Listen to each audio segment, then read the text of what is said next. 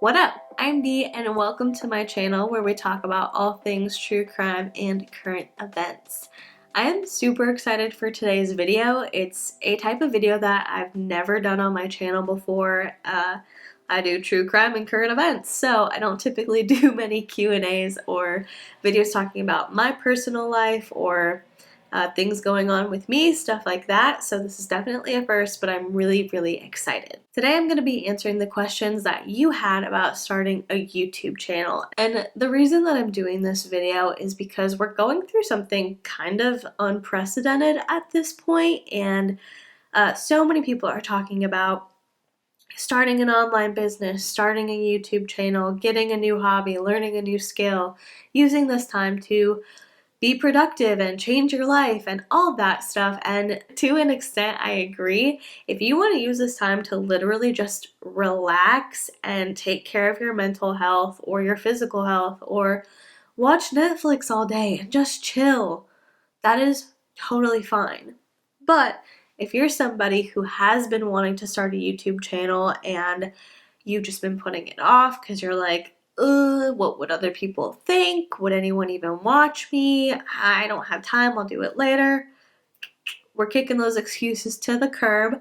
Before I started my YouTube channel, I had every excuse in the book that I gave to myself, and it took me quite a while of listening to other people, hearing their videos, hearing their advice. I watched so many different videos on starting a YouTube channel until I was actually ready to say, you know what, these excuses are dumb. Like, if you do it and you don't like it, that's fine. If you do it and you don't find success, that's fine. But you'll never know how much you enjoy it, how rewarding it is, how cool it is, what it could possibly do for you until you actually try.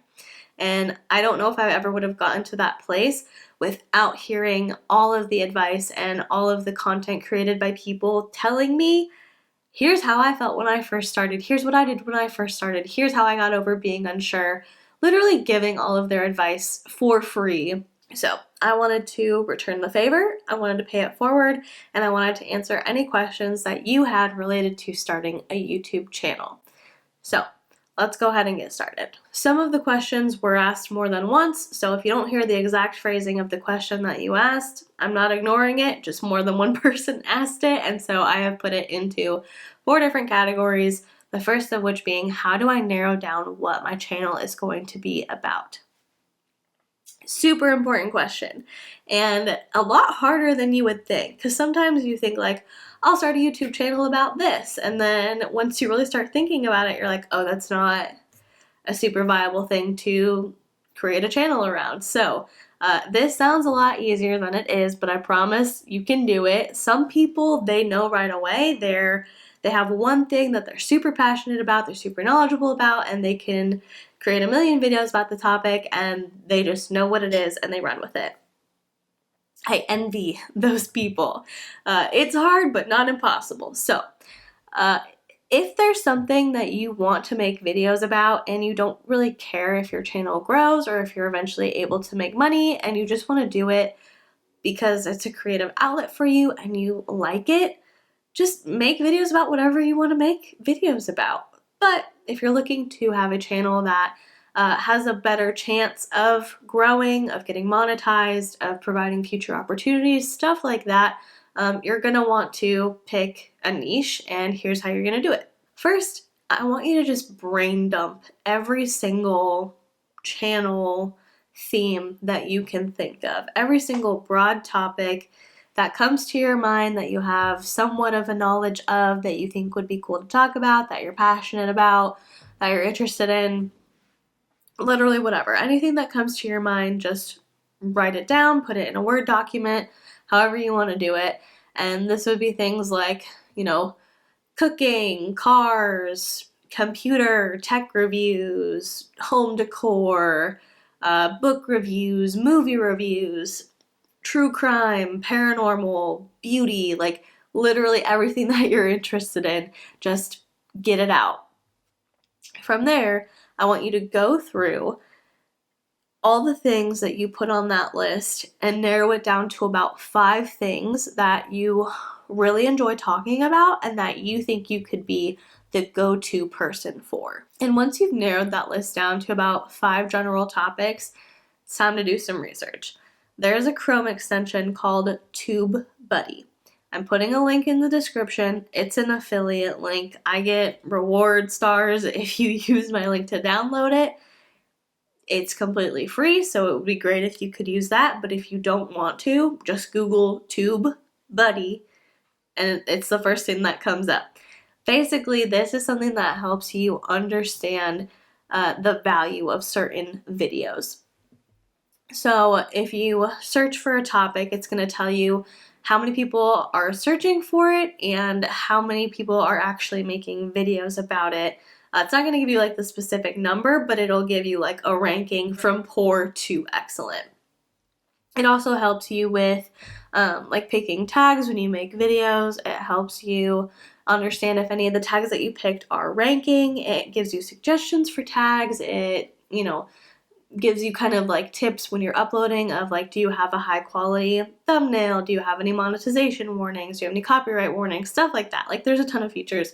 It's really cool. I like having it a lot. But so what I want you to use TubeBuddy specifically for at this point is to see if people are even looking for the topic that you want to make videos about. So say we go with the idea of cooking, and one of our ideas for a video is one pot meals easy. We Google that, or we put it into our YouTube search bar.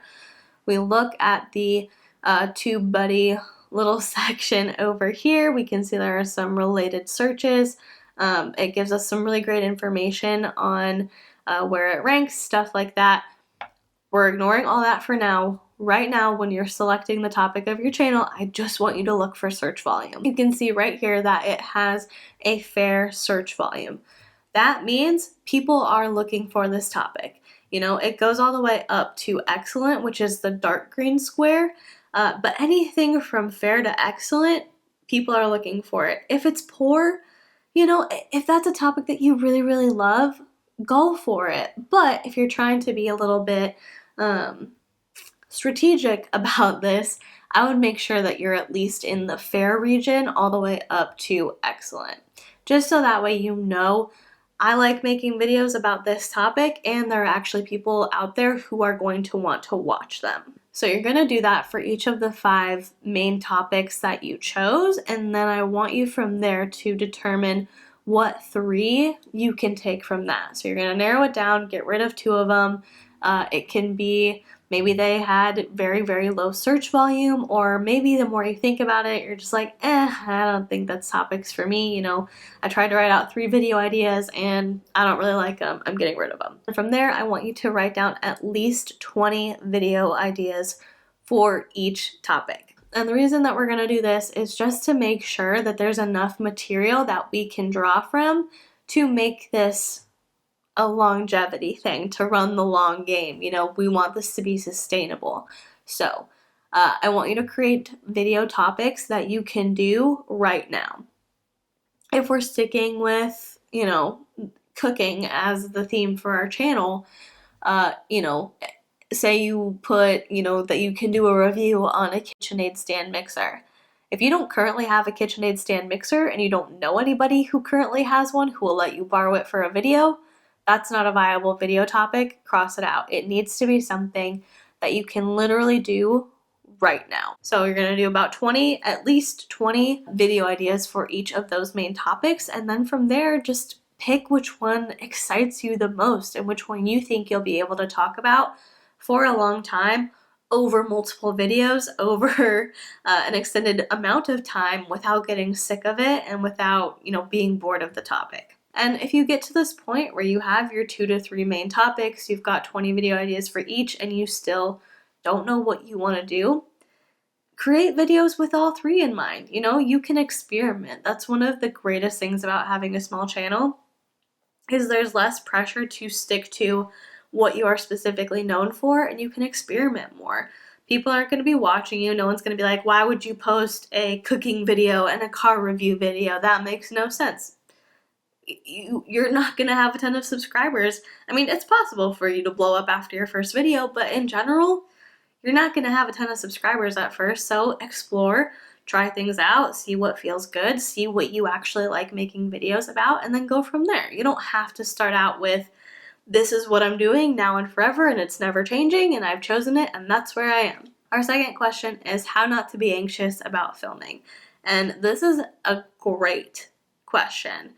I would say before you even start filming, before you even start your YouTube channel, I would adopt 2 beliefs.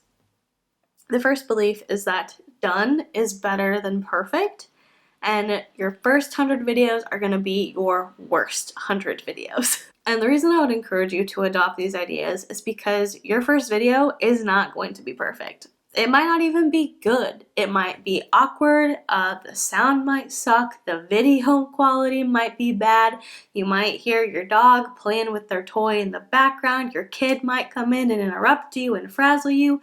Like, you are doing something for the first time. This is you doing something for the very first time. The first time you rode a bike, you weren't good at it. The first time you probably made an omelet, you weren't good at it. The first time you were driving, you probably weren't good at it. This is something completely new. And the only way to get better is to actually do it. And so if you wait to be perfect, you're never gonna put anything out. And people are gonna miss the content that you could make, you know? You're the only person who can do things exactly how you do them, and so if you keep putting it off because it's not perfect, a lot of people are gonna miss out, and you're gonna miss out on it too, the rewards of actually posting something and having people see it and comment on it and being able to interact with those people. Like, YouTube is so incredibly cool. So if you're waiting to be perfect, you're going to be waiting forever and you're going to miss out on some really awesome stuff. Secondly, after you post that first video, which is probably going to be bad, you're not instantly going to be better. I tell myself this almost every day. Your first 100 videos are your worst 100 videos. It's just, in my head, that is a fact for me. Maybe someone's a total natural, they hire an editor right away, or they're incredible on camera with editing, with sound quality, and they're just perfect right out the gate. That's great for them, but that's definitely not the case for me. There's this concept that Malcolm Gladwell, he's an author, talks about where it takes 10,000 hours to become an expert at something. That's a long time.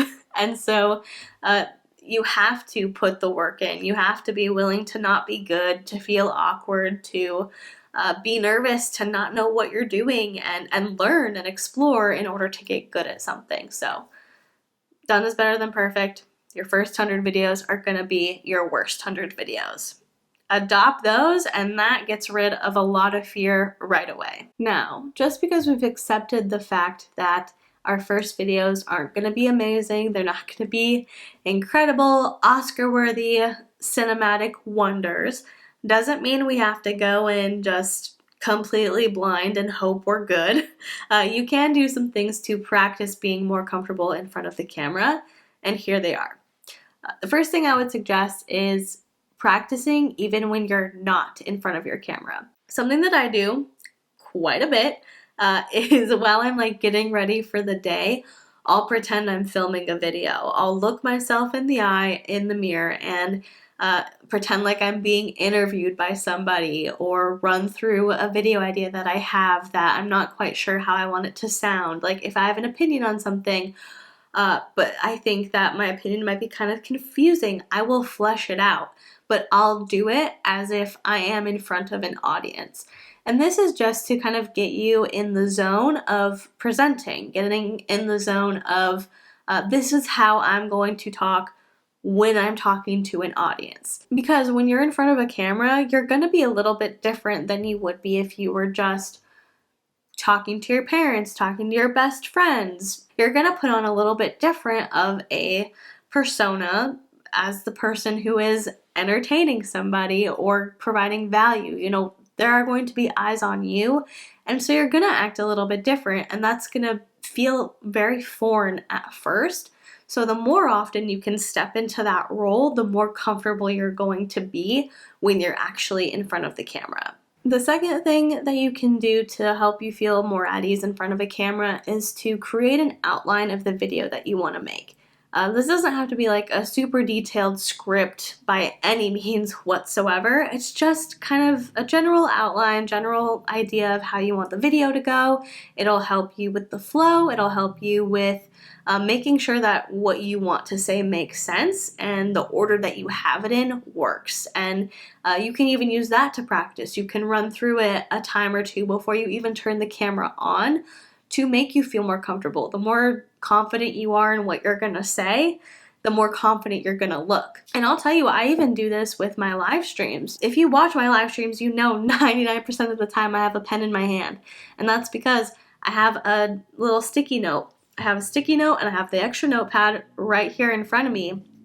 And before I even start, I'll put like housekeeping items, and then I'll put the topics that we're going to talk about and certain points that I want to make sure that I make. If you watched my last live stream, you'll know that before we even got into talking about Lori Vallow and her missing kids and the whole case, I asked you if any of you were considering starting a YouTube channel and if you wanted me to do a Q&A.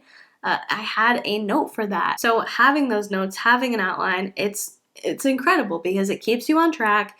It helps you remember everything you want to say. You're not going to forget something really important.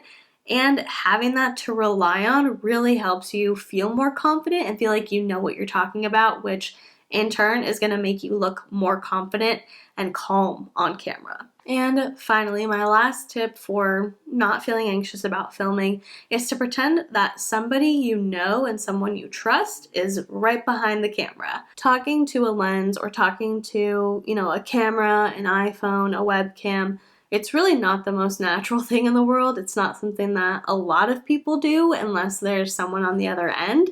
And so if you picture that, you're talking to your mom or your best friend, you're gonna be a lot more lively, a lot more personable. I feel like it brings a different bit of like light into your eyes, if that makes sense. The third thing we're gonna be talking about is editing. Super broad topic, but here's what I've got. You're gonna need an editing software. You can edit on your phone. They have apps for it. If you have an iPhone, it comes with the mobile version of iMovie. You can edit with those, but it's not ideal. So if you have a MacBook, obviously you've got iMovie. It's free. Use it. If you've got a PC, I would recommend downloading a software called Shotcut. It's not the most technologically advanced. It's not the most savvy, but it's free and it works. I have a MacBook now, so I use iMovie now, but I didn't have it until like 2 months ago. I started my channel back in September, and so from September until I got this MacBook, I was using Shotcut. It's solid. It works. Eventually, you're probably going to want to upgrade a little bit and invest in either getting a MacBook for the iMovie or getting a different editing software. I would hold off on that. I would use what you have for free until you've done enough, until you've made enough videos to know that you actually like doing this and that you want to continue doing this, and that the investment into that software or that new laptop is actually going to be worth it for you. Now, as far as editing style, that's going to be up to what you like and what you want your videos to look like. I have a very minimal style. I don't make a lot of cuts. I don't add any sound effects. My vision for my channel was that when you watch my videos, it would be like hanging out with a friend. And so I don't want anything to feel overproduced. It's just you and me hanging out. I'm going to cut it out if I burp or make a huge mistake, or my dog barks, something like that, I'll cut. But in general, it's just going through having a convo. If you want to go with something a little bit different, I would recommend watching your favorite creators and actually taking notes of the editing style that they have that you love, like the certain elements that you specifically enjoy, that you find funny, that you think keep your attention, that you really enjoy, and figuring out how to implement those things in your own videos. Don't copy their style exactly, but use those elements and make them your own. And finally, how to get monetized. So, in order to be monetized on YouTube, you need 1,000 subscribers and 4,000 public watch hours. pretty much the most basic info you can get.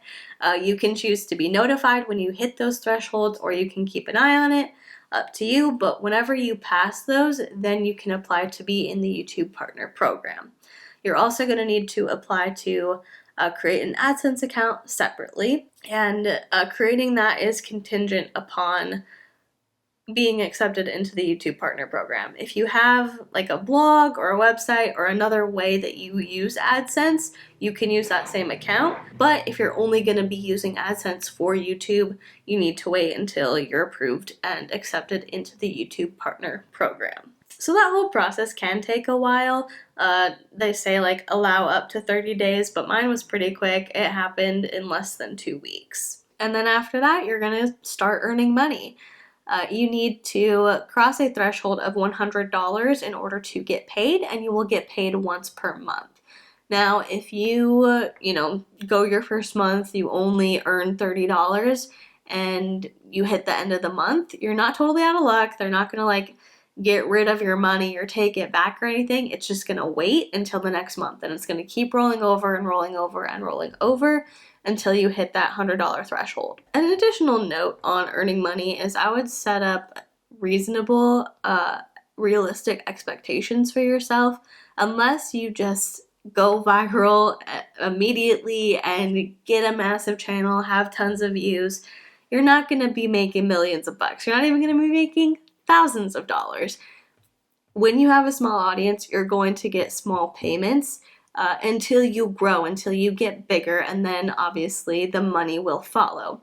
But don't be discouraged by the small payments. An extra $100 a month is still an extra $100 a month, and if you just keep working at it and keep growing, eventually you'll get to where you want to be in terms of cash. Also, something that you're going to want to think about is the fact that AdSense does not take out any taxes when they pay you money. Typically, when you work a job for an employer, they're going to take out your taxes, and then at the end of the year, either, you'll pay a little bit more or you're going to get a refund. With this, it is just straight up to you. I would recommend taking about 30%, putting it in a savings account, not putting anything else into that savings account unless it's additional money that you're going to use to pay your taxes. Don't touch it. Don't take any money out of it. Don't intermingle it with any other savings. Just simply put it in a separate account so that way you know exactly what that money is for. Now, in terms of getting monetized as fast as possible, there are a few things you can do. First thing is to have a regular upload schedule. If you upload on the same day every single week, week after week, YouTube is going to recognize that you are a consistent creator and you're a reliable creator, and now they can recommend your channel to more and more people. And additionally, if you post every Thursday like I do, your audience is going to know that on Thursday they can count on having content from you, and they're going to be looking out for it. For me, if you look at my banner, it says new videos every Thursday. I stick to that. Sometimes, most times, I will try to post a second pre-recorded video within a week, and when I do that, I only post it on Tuesdays. I don't commit to my audience that every Tuesday there will be an upload. Like I said, the banner just says every Thursday, but most weeks I do have 2 uploads, and that second upload is always going to be on a Tuesday. Second, we're going back to TubeBuddy. We're going to take advantage of it now, and we're going to compare the search volume to competition. If we go back to that One Pot Meals easy search, like I said, we've got a fair search volume, and the competition is very good, meaning there's not too much. You can see down here it says this keyword isn't too competitive and has enough search volume to make it worth targeting. This is something that's going to help you in determining what videos to make when. In general, I would just say to make videos that you're passionate about and, have that be the inspiration for the content you create, but then to use TubeBuddy as a supplement to know what angle to take. Because if you search One Pot Meals easy, the overall weighted score, whatever you want to call this, the ranking, it's fair. One Pot Meals, fair. One Pot Meals easy, very good. That's just going to give you the edge. Make the video that you're passionate about, that you want to make. use TubeBuddy to help you figure out what angle is going to be more likely to help you get seen by as many people as possible. Once you get more views, you're more likely to get more subscribers, and then the quicker that you grow in terms of views and subscribers, obviously the sooner you'll be able to apply for monetization. And finally, the last thing I want to say about monetization is that it's not everything. If you approach starting a YouTube channel with the thought of, I'm going to start this channel, I'm going to grow as quickly as possible, and I'm going to start making millions of dollars, I feel like you're going to be disappointed. You're not going to feel fulfilled, and you might be living outside of integrity with yourself.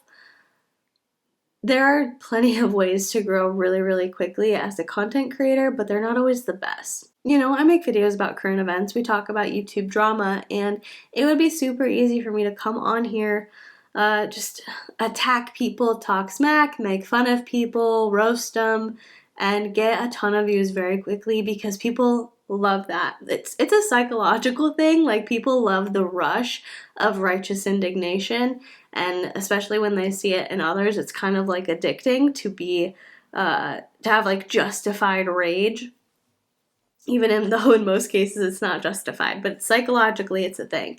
And so it would be super easy for me to come on here, make videos like that, grow really quickly, but that's not the type of person that I want to be. That's not the type of energy I want to put out into the world or to send energetically to the people that watch me.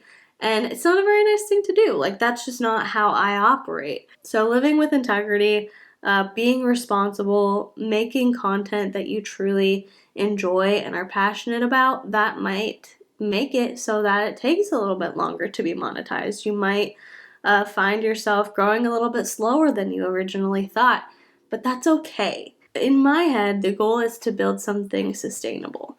The goal is to have a little bit of a slow and steady wins the race attitude. You know, if you blow up really quickly, you might not be prepared for it mentally. It might be really hard. I would focus on creating things that you love, that make you feel good, that are beneficial to your audience rather than money, money, money.